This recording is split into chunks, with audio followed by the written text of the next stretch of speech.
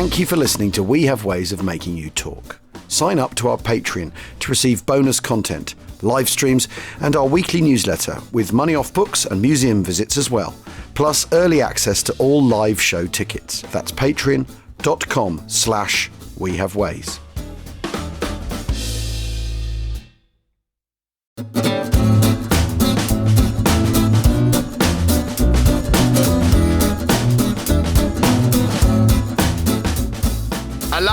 Alarm! Welcome to We Have Ways of Making You Talk, where we continue with our story of the Convoy HX231, and which sets sail, leaves early movement of Convoy HX231, the 25th of March. It leaves New York at 0850 hours, which is 5 hours ahead, isn't it? How are the timings working on this, Jim? What are we doing? Well, it's yes. I mean, we left it on a cliff edge last week, I seem to remember, and I've got to say I really enjoyed doing that chat about this convoy, and the whole looking into this has just been fascinating.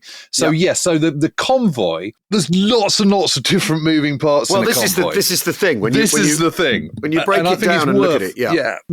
So when a convoy first sets out, in this case, it's setting, although it's HX, which means it's a fast convoy leaving from Halifax, Nova Scotia in Canada. Most of the boats are not starting in Halifax. They're starting somewhere else. And in this case, they're starting in New York, because a lot of the goods they're transporting are, of course, American. They're from the factories of Detroit and Willow Run and whatever they might be. So they're going from New York at 0850, which, of course, is plus 5 hours GMT. And are we sticking with those American timings, or are we? So, well, this is the interesting thing. So they change as they go across the ocean. Yeah, which is interesting. Yeah, it should be minus 5 hours, isn't it? I think it should be minus. Oh, I'm getting confused. Anyway, it's 5 hours difference. Let's just leave it at that. Fall at the first hurdle there. And what you would have is the escort commander is the commander of the escort ship. So these are naval vessels which are there to protect you. But you also have a convoy commodore who is the senior officer in charge of the convoy of the merchant ships. And typically they're retired naval types. Yeah. And in this case, it's Admiral Sir Charles Ramsey, not to be confused with Admiral Sir Bertram Ramsey, of course. Yes. Who is a retired British naval officer who has been pulled out of his retirement, out of his sort of house in Bognor Regis, and told that he's now going to be commanding merchant vessels. So he's only recently retired as Commander-in-Chief of Rosyth. Yeah. And his flag is Tindereus, which is a blue funnel freighter. And the Vice Commodore, his deputy, is Captain McComb of the Jamaica Planter. The nominal speed of the whole convoy is going to be 9 knots. Yeah. But actually, overall, they average 8.74 over the course of the whole convoy, which I don't think is too bad. I wonder what it's like being the recently retired Commander-in-Chief of Rosyth, and now you're on a blue funnel freighter. I wonder. I suppose you're doing your duty, aren't you? You're doing your duty, but let's face it, you're not going to like it, are you? You're going to feel that being on a freighter is a bit in for a dig, having been on a naval man. You're just because I mean it's a bit like all the fighter pilots sort of going. And I must say how marvelous the ground crew were all the time. They always say it all the time, and you always see this with naval types. I must just say I have no praise too highly for our merchant sailor colleagues. Yeah, but they're kind of. They'd sooner die than be a merchant seaman. Yeah, absolutely. So Admiral Sir Charles Ramsey maybe is performing this function through gritted teeth. Yes. But at least he's Your taking country part, needs you, Charles. I suppose. You're going to have to be a convoy commodore. He's back at sea. Very well. He found his Bognor Regis retirement house boring, didn't he? And his wife was sort of pecking him at a bit. Yeah, exactly. He had to get back out. Just had a bit too much. And he thought, actually, what I really need is the briny sea of the grey North Atlantic. Anyway, so he's the Commodore captain. Convoy Commodore, rather. And they are initially escorted by 3 Canadian escorts from New York to Halifax. That's 2 corvettes and 1 Bangor-class minesweeper, which for anyone who was at the Meistergeist at We Have Ways Fest will know that a Bangor-class minesweeper is considerably smaller than a landing ship. Yes. Seem to remember that was one of the questions. I think it was they're a mere 62 meters long. Oh, that's right. Yes, in our bigger, smaller thing. Yeah. That's right. yeah. Very small. But anyway, but it's not a big deal. So you don't really want a Bangor class minesweeper kind of escorting you. But on the other hand, there's not a huge amount of risk at this stage because the U-boats are now in the mid-Atlantic. They're not on the east coast anymore. So things have changed, and the journey is completely uneventful, except for just terrible weather and the return of the FJ Wolf, which is an American tanker which has engine trouble. Yeah, and of course that's your worst nightmare, isn't it? If you're in a merchant ship, your worst nightmare is you're 2/3 of the way or a third of the way across the Atlantic, and suddenly your engines pack up or your boilers start steaming and hissing, the wrong things. I mean, that's your worst thing. I mean, I have that a little bit getting into my Citroen every morning. The biggest danger is sort of getting stuck on the way to Salisbury. Yeah. I'm not going to be depth charged by, I'm not going to be torpedoed. No. Better that the FJ Wolf realizes it's got engine trouble at this stage than later on. Yeah. And three further ships leave the convoy and just buggered off. I mean, that's fascinating. Never told the Commodore. I find that very, very interesting that they can. They can do what they like. Yeah. Well, they're multinational and they're private. Yeah. Well, and as we'll see further down the line, ships do whatever they like, actually. Although this is a point at which you can, and like as we've said, there's no great risk because the Wolfpacks are in the air gap. Basically, they know where it's safe, and this is not a safe place. It's not a safe space for U-boats, man. It's not a safe space for U-boats. No, just not. So anyway, so on the 20th, so that takes them a little while. On the 29th of March at 1400 plus 4, 13 ships, that's hours, by the way, 13 ships under another escort group join the main body of the convoy. This is also just an absolute shocker because the weather up that coast at that time of year is just absolutely dreadful. Yeah. It's a howling gales. It's sort of white caps on the waves. It's probably even worse than it was when I was doing my SBS paddle. I mean, that bad. I mean, you're such a hero, Jim. Yeah. But you can imagine, how do you organise these ships in the middle of a kind of sort of low cloud and a choppy sea. I mean, it's interesting, isn't it? Because they're trying to use flag signals. They're trying to do as little radio as possible, aren't they? And if the weather's bad and you can't see each other, but you've got to be close enough to see each other, but you also got to avoid collisions. No one is moving quickly. Everyone's using foghorns like crazy. Can you just imagine? Extraordinary. Across the fog. Yeah, really hard going. Yeah. And so they're using light signals, but obviously these are, in this weather, even they aren't particularly easy to spot. So forming up, it takes a little bit of a time. And then there's a further 5 ships also join the convoy from St. John's in Newfoundland. So there's Argentia, which is the American base, and then there's St. John's, which is the Canadian base. And they come under the escort of the corvette HMS Pink. And a 5th ship, the Norwegian freighter Skibeli, also meant to join them, but disappears off under its own steam again. The Scandies seem to have their own slight own thoughts on things. Yeah, they do. Yeah. But I suppose a little bit. But let's not forget this is the last couple of months have been really, really bad for convoys. So it might be that some ships think it's the convoy's too dangerous. We'll take the chances on our own because after all the ocean is enormous. The chances of being found, blah blah blah, in the Atlantic. Perhaps you might think that in March of 1943. You might think actually a convoy just attracts attention to itself and is a target. So if we steam as fast as we can across the Atlantic, we've got a better chance of survival. I mean, this is a spoiler that Skibeli is torpedoed and sunk a few weeks later. So it doesn't work out for them. Doesn't work out. Whatever you do, don't go off on your own. That's the message. And haven't you learned this by now? Yeah. You would have thought so. So the main escort group, which is escort group B7, it's sailing to meet the convoy at the West Stomp. And we absolutely love an acronym. Or even an abbreviation. Western Ocean Meeting Place. Did the British really come up with that? I don't think so. It doesn't sound. We're going to meet at the West Stomp.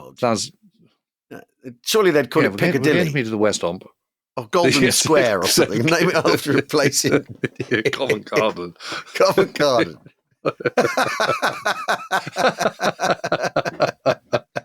It's got the whiff of North America all over that, I think. I think it has. Yeah. Anyway, they're going to West We're Arm. happy to be corrected by some of those. We are very happy to be The British one is more likely to be. Absolutely. Haydock Park. God.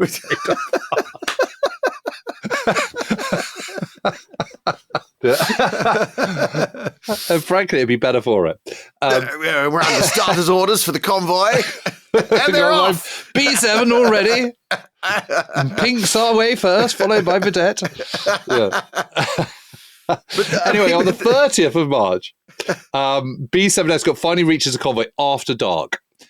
So reports the position of the convoy, which is sent by HMS Buxton, which is one of those old US destroyers, 60 miles out. There's thick fog. There's confusion over the formation of the convoy. And actually, the escort don't even know how many vessels they're looking after at this point. You see, that's amazing, isn't it? Well, because, Scabelli's buggered off. And exactly. And there's other ships. There's other ships gone. Left before they even got to Halifax. I mean, the thing is, you can just imagine they've got their bit of paper with all the ships on. Now, which one's here? And, peering out, can't really see it. Incredible, so it's a process, and of course, this is all happening. This is happening at Haydock Park. This is happening at West Stomp. In the middle of the ocean, in fog, with a rising swell, etc., etc. I mean, after dark. I mean, I literally can't think of a kind of sort of worse set of scenarios for meeting a convoy than that. Really. Yeah. After dark, bad weather, fog, and you can't use radio. Yeah.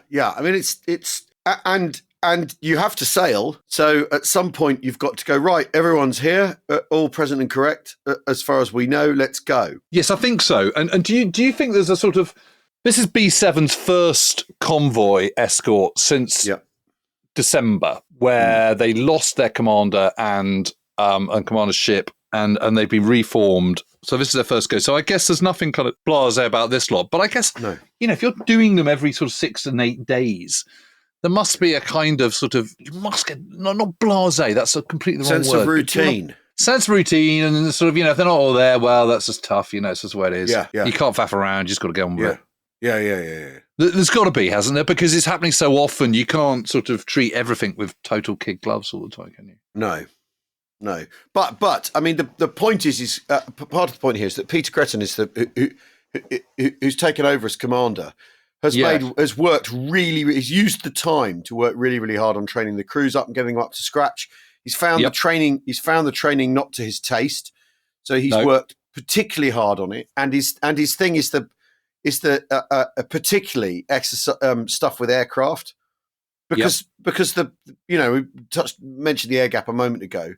There is an air gap, but there is also a moment at which air comes into effect, and more the Allies are bringing air power into effect over the Atlantic, and he wants to make sure it works because he sees its potential. I think it's fair to say, and so also knows it's a tough gig. It's a really responsible gig, and there's there's lots that can go wrong.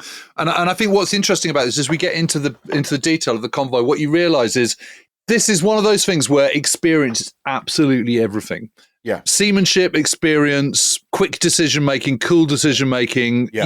The difference between things going well and things going badly is a really, really narrow margin. Yeah. And that experience counts for everything. So anyway, they take at 21:35. Are we using 24-hour clock on this? It feels more nautical somehow. Why not? Yes. Do you think? I think everyone can cope, can't we? We can. 21:35. That's 9:35 for heathens. B-17 takes command of the convoy, and the 3 Canadian escorts, including the Bangor class minesweeper of 62 meters long, that leaves for St John's. They step out in Newfoundland, so they've gone. So now B-17 at 21:35 is in charge of escorting the convoy, and on the 31st of March. The day is spent, so suddenly the sun is up and all the rest of it. So that's the opportunity for them to sort of shepherd the convoy into the correct positions, make sure they're all in the right columns. Those who were listening last week will remember that the convoy is divided into a series of columns, maybe about sort of 4 to 5 ships each. So it's much wider than it is deep. It's about 6 miles wide, 2 miles deep, something like that. Well, and the numbers have been crunched that you can escort more ships with fewer escorts, can't you? That's right. A lot of thought, Patrick Blackett. Yeah, Blackett. A lot of thought has gone into this. That width and length of the convoy that are the crucial things, and if you can get from the front to the back more easily, yes, because a great deal of what happens later is to do with the if there's wherever the wind is coming from, you expect the attack to come from there. If the U-boat's going to attack, they're going to attack with the following wind, so they're going to beat down with the wind behind them. And so the assumption is you place your pickets basically into the wind, because that's where you think the U-boat's coming from. So you could leave the far end unguarded. Well, you're absolutely right, and the other thing is the whole point about the U-boats is that when they're submerged, they're slower than the convoy. Yeah. So they're substantially faster than the convoy. They can do sort of 16 to 18 knots on the surface, but they can only do walking speed, 3 to 4 knots underwater. So you really want convoy to come onto you. So you want to be lying in wait effectively, so that you can then dive down and they'll come towards you, and then you're in the right position. Yeah. So there's no point being behind it, because the convoy is going away from you. Yeah. And when you're submerged, you won't be able to keep up. So, that doesn't mean to say you don't need someone at the back, because sometimes you do. But you're absolutely right that it's at the front and on the starboard and port beams that is where the worry is. Yeah. I mean, I think it's very, very interesting though so ideally they'd have 8 ships on this, but they have 6. Is the crucial thing, which is the thing that's, to use the vernacular, doing Peter Gretton's nut, isn't it? Is that he's thinking, and he hasn't got a tug for picking up.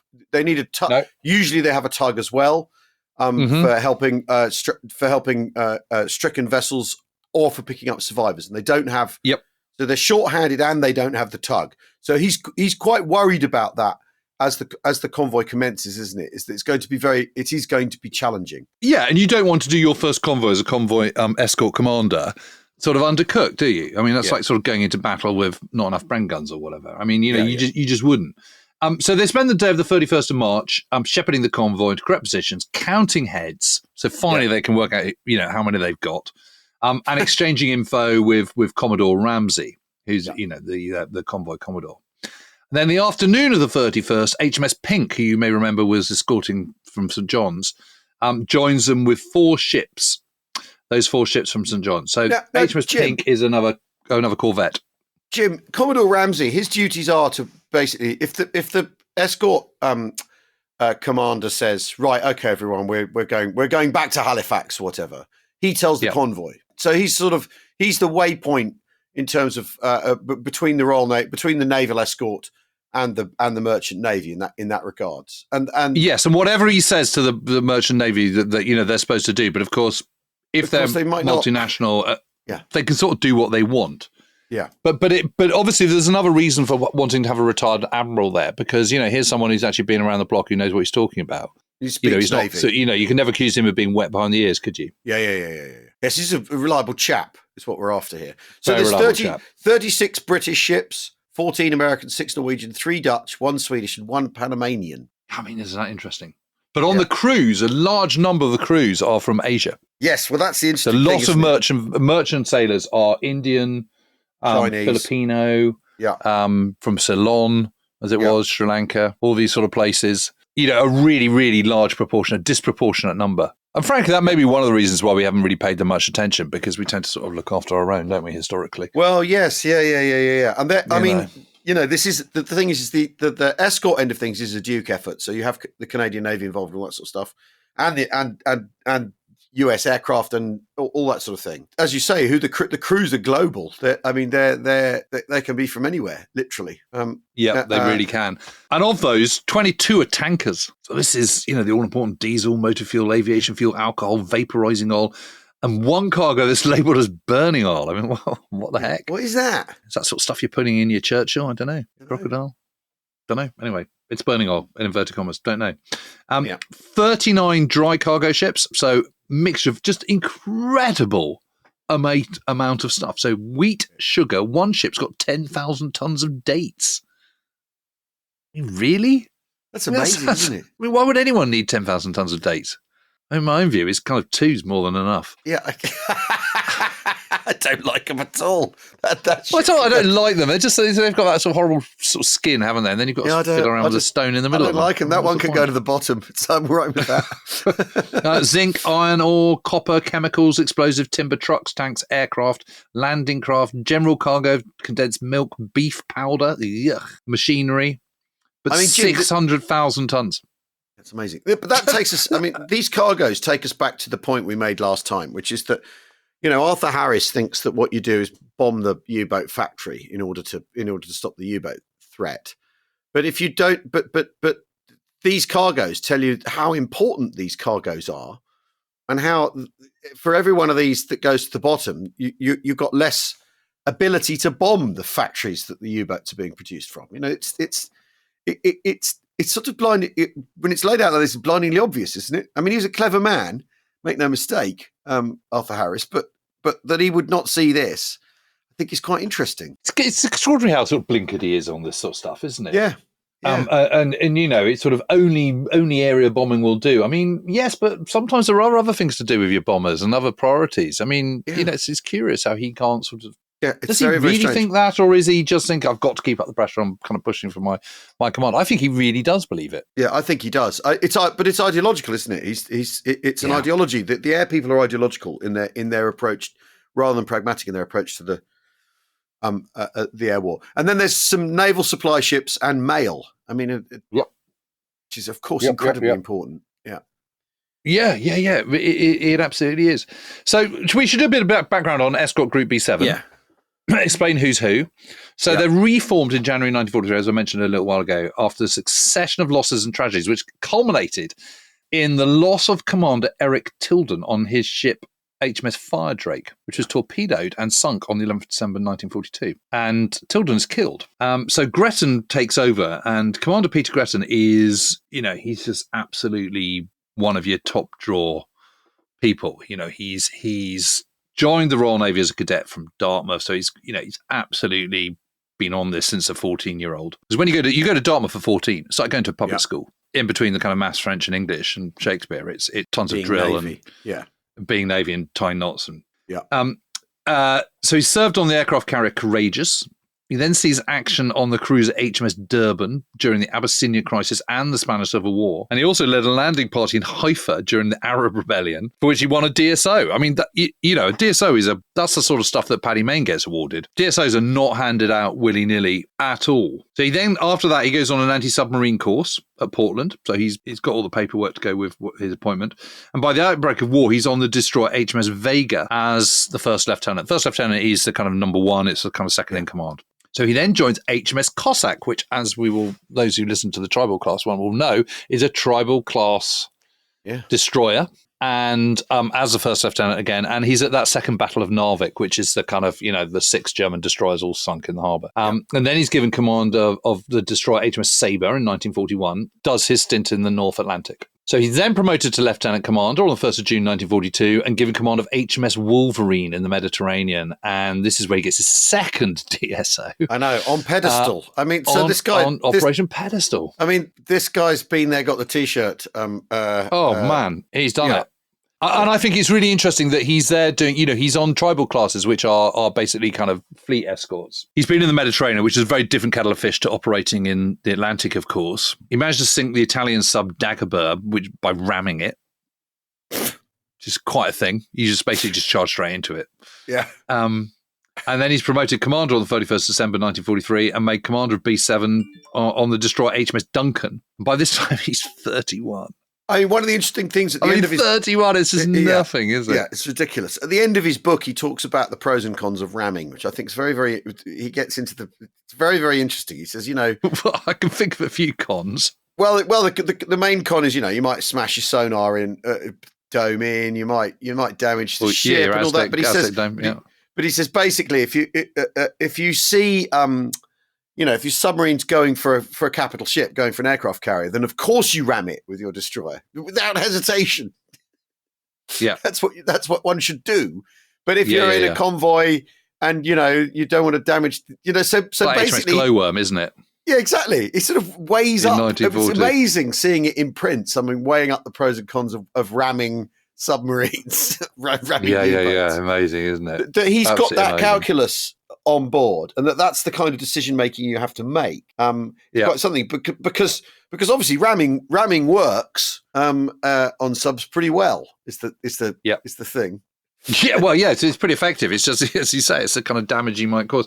He's very tough. HMS Duncan is out of action. It's being refitted. So he's not on HMS Duncan for this. You would expect an escort group commander to be in a destroyer at the very, very least, but he's not because Duncan's being refitted. And so he's in a frigate, HMS Tay. He comes up with a really good point, and he says this, and this goes back to what we were just saying a few minutes ago. Yeah. While lectures on convoy problems and exercises on tactical tables all helped, it was only the years of hard slogging across the Western Ocean which gave the ingrained skills needed. They were highly specialized qualities which required a mind which was quick to react to circumstances, ready to absorb new ideas, able to use the imagination which put itself in the enemy's place, and above all, eager to draw on the distilled experience of many ocean passages. While personal qualities were obviously important, the experience was essential. There's so much there, isn't there? Because I think ready to absorb new ideas, absolutely, you've got to keep up to speed. Yep. You know, you can't be a technophobe. Putting your eyes in the, putting yourself in the eyes of the enemy, absolutely important. I mean, one thing that Hitler could never ever do, he always looked at everything through his own worldview. Being big enough to draw on the experience of others and not think you know all the answers. Yeah, I mean, it's fascinating the way he puts this like this, because it is very much a sort of, the U-boat arm is on the reverse heading of this, to use a nautical metaphor. They're running out of people with experience. The years of hard slogging in the Western Ocean and the ingrained skills needed are being frittered away because they've never committed completely the question of how you fight in the Atlantic. Because as ever, the Germans have been doing things piecemeal because they've only got so much to go round. I think it's very, that he says it's the years of hard slogging across the Western Ocean. That it's basically that the U-boat army is running out of those people. Preen and all those people are gone. Exactly. And that's it. And it's the depth of the Allied pockets in this instance, because you're starting with a larger number in the first place. Exactly, and every destroyer captain you don't kill or drive out of the business is becoming more and more experienced with every convoy. And how many convoys? If they're going every 6 days, there's a great big sort of lacuna of experience being worked up in the process, isn't well, there's 383,000 individual Allied shippings during the Second World War. So obviously a lot of those ships are doing it more than once. Yeah. But still, every trip is experience.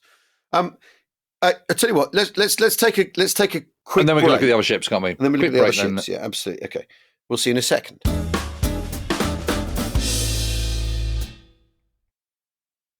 This podcast is brought to you by AT&T Fiber with All-Fi.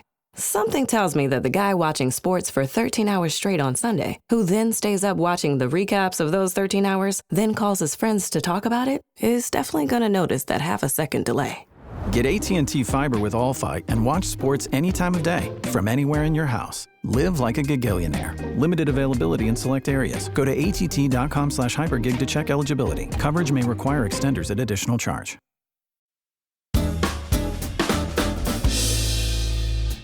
Welcome back to We Have Ways of Making You Talk. So, the ships of B7. We're continuing our odyssey, aren't we, of Convoy HX231. Yeah, so interesting, because HMS Duncan, which is his flagship, I suppose, for Escort Group B7, because that's out of action, it's not like all the crew just jump into a corvette. Duncan is out of action. That means the crew are out of action. So he cadges a ride on another of the B7 vessels, which is HMS Tay, which is a corvette.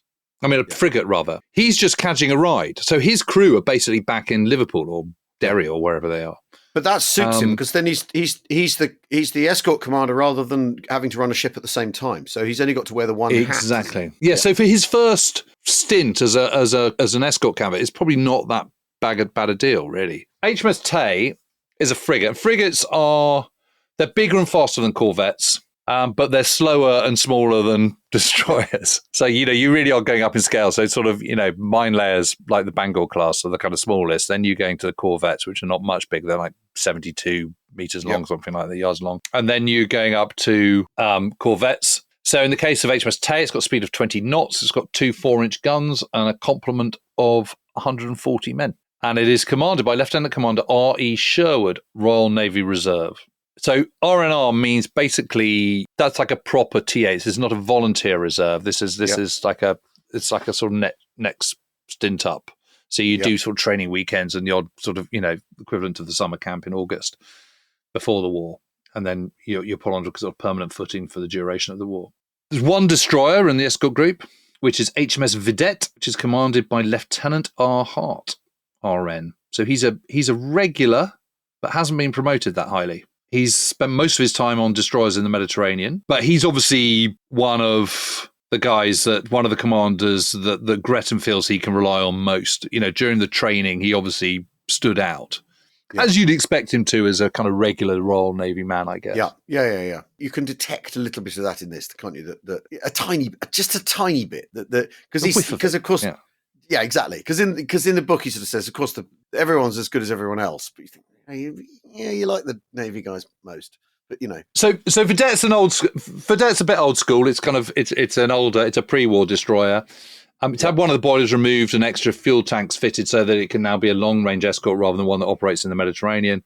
Yeah. And it's got a max speed of 26 knots, which is not slow, but it's not, it's not tribal not as quick as it could levels. Be. Yeah. Not as quick as it could be. But Gretton thinks highly of them, and it's absolutely clear that as far as he's concerned, after Tay, Vidette is his number one go-to. And also because it's a destroyer, that just does give it greater speed and manoeuvrability than the others. Because there's this temptation to think that the corvettes and the frigates, because they're smaller, they're kind of like little sports cars or something and sort of can beetle about. But absolutely, that is not the case at all. The smaller they are, the slower they are. And that's because they're kind of one screw rather than two screws. So what that means is there's only one propeller and one sort of drive shaft rather than two. Yeah. You have a destroyer. And not drawing as much to heavier seas is more difficult to cope with.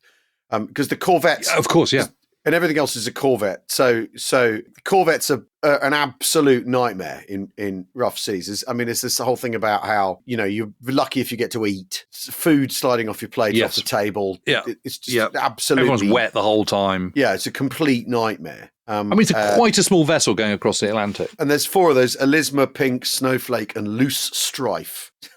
Yes, but what's really interesting is that there's 2 Aussies. So Lieutenant Commander M.G. Rose of the Elisma, he's an Aussie, and he's got 3 other officers who are all Aussies, but the rest of the crew is British. And they've actually done more training on anti-submarine operations. And so from that point of view, they're pretty up. Rose is an accountant in civilian life. What were you in civilian life, Ryder?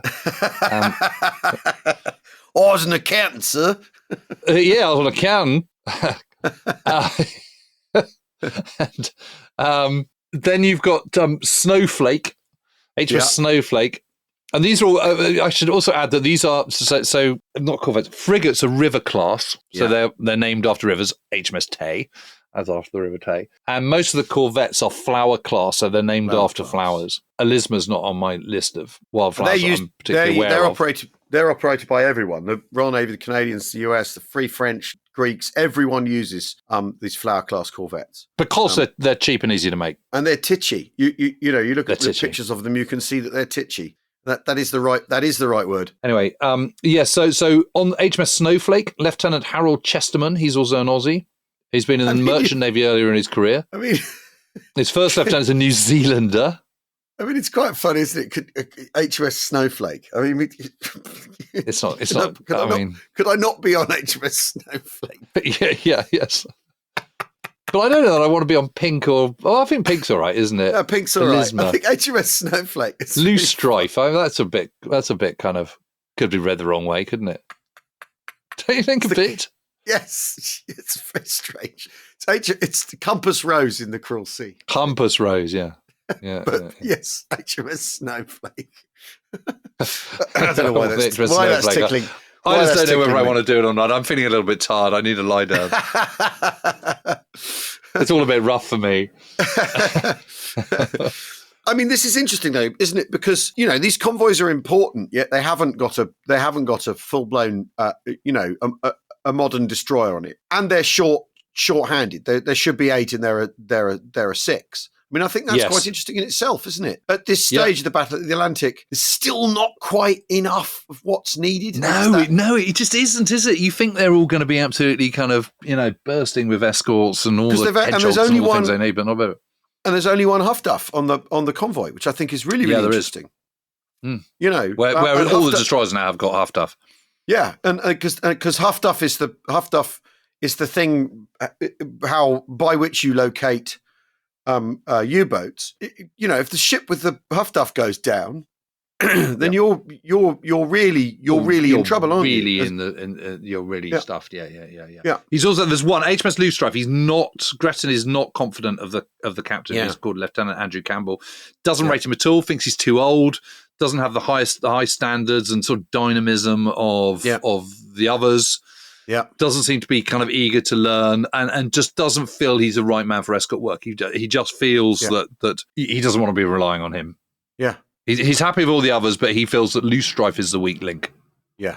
But I guess, chances are you're always going to have one. I mean, if you're rating some people highly, there are going to be people you rate less highly, aren't there? I mean, it's inevitable, isn't it? Yes, but it's more than that. It's not that he just doesn't rate him he just doesn't rate him at all, does he?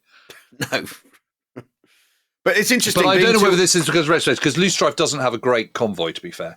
And maybe that's kind of retrospective, but you sense that there's sort of doubts in the training period, but he's thinking, maybe he'll come good on the escort. So yes, it's a great gag about corvettes, isn't it? That they roll all the time. The gag is that a corvette would roll in an enclosed dock if it was left to its own devices.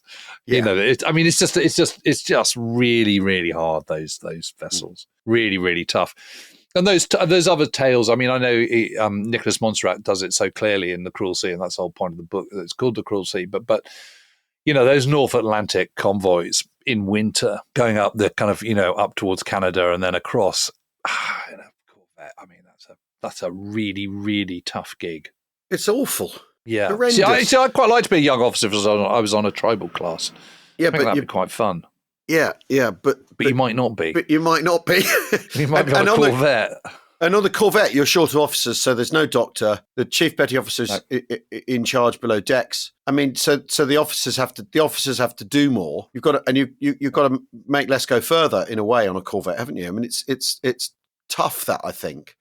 But obviously, it is fascinating though that you've got some of the new tech. So Huff-Duff, there's the one ship with a Huff-Duff, but they've all got Hedgehog, the thing that's supposedly changing everything in terms of how you deal with U-boats. And Hedgehog is Should we just explain what Hedgehog is? Yeah. It's a spigot mortar. So yes, long-term listeners who love to bring up the Piat, this is a direct cousin of the Piat.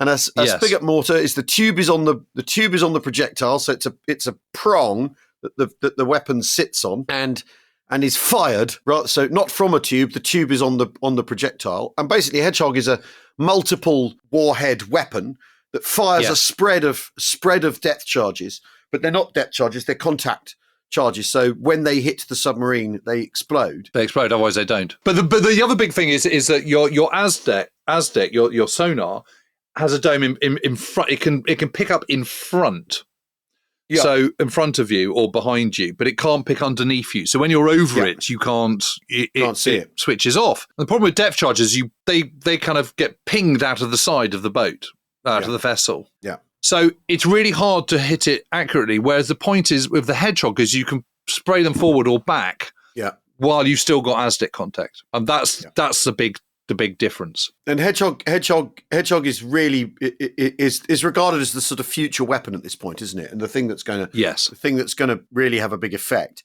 But obviously, your ASDEC is limited in what it can do. So it's 2,100 yards in calm sea, but less when rough. So you've got to get very, very, very close. I mean, I think this is the really interesting thing about these submarine encounters is you do have the destroyers or the corvettes rather. Frigates, whatever, have to get close to the U-boat in order to strike it. Yes, they do. But also, a big part of what they're trying to do is deter the U-boat full stop, give the U-boat the impression it's been spotted all the time. And one of the things that happens as the convoy unfolds is the zigzagging that the escorts is doing convinces the U-boat that they've been spotted, even though because what's brilliant about Gretton's book. and I really recommend it to people, is that he matches up. He's gone and looked at the U-boat logbooks of the surviving U-boats and matched them up to what he thought what the Convoy logbook said. So very often it'll be that one of the ships will be saying, well, we thought we'd seen a U-boat here, so we did action, and the U-boat, none of the U-boat logs say that happened at that time, and vice versa. And I think that's really really interesting, isn't it? I mean, it's fascinating. So much of it is about the appearance of vigilance, guessing, isn't it? Yeah, guessing, and the appearance of vigilance, and the appearance of to make the enemy think that you've spotted them, or that you're about to spot them, or that they're in danger of being spotted. So this, I mean, as a description of cat and mouse, I mean, it couldn't be any more like that, could it? No, absolutely. It's fascinating. And it's interesting, isn't it? Because the U-boat's job is to sink vessels. And nothing else. That's all it's got to do is just sink vessels. Whereas actually the escorts, they obviously good news for them if they do sink a U-boat. But actually the process of sinking a U-boat can end up being quite a time-consuming thing and distract you. What you really need to do is stop the U-boats from being able to hit the ships. So to engage the ships. That's the primary role. Yeah. It's to basically sinking U-boats is a nice byproduct, but it's not the most important thing. Yeah, the most important thing is because what Preen would do is get inside the convoy and then pick off ships at leisure inside the convoy. So the big idea is to make sure that no one can get to that the U-boats can't get in and can't engage. And a big part of it is if you can chase a U-boat off, flatten its batteries, slow it down, get it to burn fuel, get it to fire torpedoes aimlessly and pointlessly, then that's working. That's good. That's exactly as much part of the job as anything else. So all of them have got radar. All of them have got depth charges. Depth charges are now filled with Torpex, which is much more powerful explosive. Yeah. They've all got Aztec, of course. Yeah. And actually, although only Tay is fitted with Huff Duff, which you can sort of pick up and all the rest of it. The MT, the motor transport Erin, does also have a high frequency receiver, so it can pick up signals transmitted by U-boat. It's not quite as sophisticated as Huff Duff, but it's sort of. And with Huff Duff, there's the ground ray, isn't there? Which is the transmission through literally the closer range transmissions. Within 25 miles, you can find a locate a U-boat. And they're getting Huff Duff stuff from the Admiralty as well, aren't they? They're getting told they are Huff Duff signal here, Huff Duff signal there. Yes, and that's coming in through by Morse. And he's coded, of course. Yeah. And the 271 radar that everyone's got can spot a surfaced U-boat at 8,000 yards away. So that's it. That's interesting in itself. That they've got the eyes and ears are pretty good, and the U-boats do not have radar. The U-boats, no, they do not. They do not because they never discovered. They never created the cavity magnetron. That's the big thing, which is the thing that reduces the size of radar. Yeah. They never do it, and they never realised that the Allies had it in any point in the war. I mean, it's interesting though, isn't it? Because once the convoy once they start having all these contacts, what you're regularly finding is in theory, an Aztec can pick up kind of 2,500 yards and radar 8,500 yards. But in reality, what you're saying is picked up a radar contact at 2,500 yards, and Aztec picked it up at 600. Yeah. So and that's because of the weather and divide everything by a third, basically. Yeah. Yes, exactly. So listen, before we finish, we really should just get on to what happens on the start of the convoy. Those are all that. Oh yes, and the other thing I should say is that later on they can call on a support group, which is 4 destroyers, which are going to come and support them later on. And also there will be aircraft operating from Northern Ireland and from Iceland. But until they kick in, they're kind of on their own, just the 6 of them, the 6 escorts with this 60-mile perimeter of 61 vessels. So on the 31st of March, Vidette stocks up with fuel from the British escort tanker British Ardour.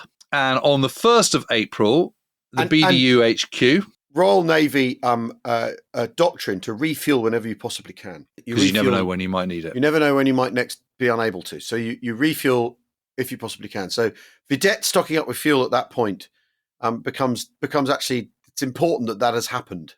Anyway, so the 1st of April. So the BDU is the sort of U-boat headquarters. They order a new Wolfpack called Löwenherz. Been practicing that. Löwenherz. Löwenherz, which means Löwenherz, which means Lionheart. And they're ordered to intercept the next eastbound convoy, which is this one. And it's 15 U-boats. 15 U-boats are ordered to form a patrol line at a bearing of 350 degrees. It's 280 miles long. So essentially a picket. And the idea is whoever spots it tells the others. So at 1 minute past midnight on the 3rd of April, so up until that point, the convoy is sort of moving along quite. So how it works is it's a bit like a transatlantic flight. You're going up north before you to drop down to sort of, so you're making the most of the curvature of the Earth. Well, they do with the convoy. They don't just go straight across. They go north up and sort of not that close to Iceland, but sort of closer to Iceland and Greenland. The idea being, of course, is that you're then within closer range of aircraft. That's the main reason for it, rather than the shorter distance. Anyway, at 1 minute past midnight on the 3rd of April, Löwenherz is ordered to move at 4 knots on a course of 260 degrees. But one of the U-boats, U-169, has already been sunk by a long-range B-17 on the 27th of March. But BDU, the Befehlführer, or whatever it's called, the U-boat headquarters. What is it? Befehlshaber. What is it? Befehlshaber der U-Boote. That's it. U-Boote. Befehlshaber der U-Boote. You do it so well. But it's only on the 2nd of April that they realise. So the line is adjusted accordingly. So they're kind of sort of man down a bit. Yeah. And on the day of the 3rd of April, Vedette, Tay and Pink also refuel. So proving your point. And obviously this is in itself not an easy operation, because you've got to sort of drop, floating pipelines into the sea, pull up alongside, pick them up, bring them over, link them all up, get the fuel across, detach, move on. Yeah. I mean, it's a performance. And Gretton sees refueling regularly as a sort of a virtue in itself, doesn't he? Because it means you practice refueling regularly, so you get better at it. So if you do it regularly, you get better at it, and if you're better at it, it's quicker and it's easier, and you need to do it anyway, and all that sort of thing. I mean, that, which very much is his attitude to training, isn't it? Is that the more you do something, the better you get at it. So let's do it. I mean, is very much his way of looking at things. In rough weather, much depends on smart drill and skilled ship handling. But it's also bloody dangerous, because you're back of the boat. I mean, I don't know if have you ever been on a wartime destroyer? I mean, they basically, you've got the deck, the drop down into the sea, and then you've got like a single chain fence around the edge. Yeah. And that's it. And in you go. So the opportunity for falling over, there's not like a sort of wall keeping you in or anything. I mean, it's pretty dodgy. At 08:17 on the 3rd of April, by this point they're only +2, Commander Western approaches Admiral Sir Max Horton, who's a submarine man himself, signals to Iceland for the support group to sail to join Exec 231, even though it hasn't been attacked yet. But that's still 3 days away. 3 days away, yeah. At 13:15, Tay's Huff Duff heard German shore station acknowledging a signal. So, okay, that's the moment where you're thinking, right, this is all starting to kick off. Yeah. Canadian Naval HQ at St. John's identified as being a probable U-boat sighting of the convoy. Position of the single was 52, 30 north and 40 west. Horribly close by this point. Yeah. And that's obviously the first of the pickets going, okay, I've got it. Come to daddy. Form up on me, basically. And there. So on the night of the 3rd and 4th, a signal's received saying that 3 very long-range B-24 Liberators of 120 Squadron RAF will be leaving Newfoundland to Iceland on the 4th of April and would spend time on the convoy en route. So that's reassuring, but will it come in time? That's the key thing. Well, tune in next week to find out. We stopped now, have we? Yeah, that's the 4th of April. Well, we got to really, haven't we? We've done nearly an hour. Nearly an hour. We have to stop there. Yeah. So there's your cliffhanger. What will happen on the 4th of April, 1943? On the night of the 3rd, 4th of April, it's all about to kick off. This is where the U-boats are converging. They're getting quite tense. Yeah. Signals are starting to be received. Will they make it through? Convoy HX231 is 700 miles or more from Iceland. What will happen? The other thing I just want to do is we never thanked. So when we started doing all this work on the tribal classes and stuff, I've got to say, great friend of the show, Steve Prince, and one of his sidekicks, Aidan Butler, have been absolutely unbelievably helpful, as they always are, firing over nuggets and bits of paper and bits of information and stuff. So massive shout out and thanks to them, because they've been great. We hope you've enjoyed our HX231 stuff. We'll find out what happens to the Convoy next week, which was going to be, we were going to started that today, but we didn't manage. There you go. We've got to try and keep it a 3, though, don't you think? We really do try, but Might be a long episode next week. See you soon, everybody. Cheerio. Cheerio.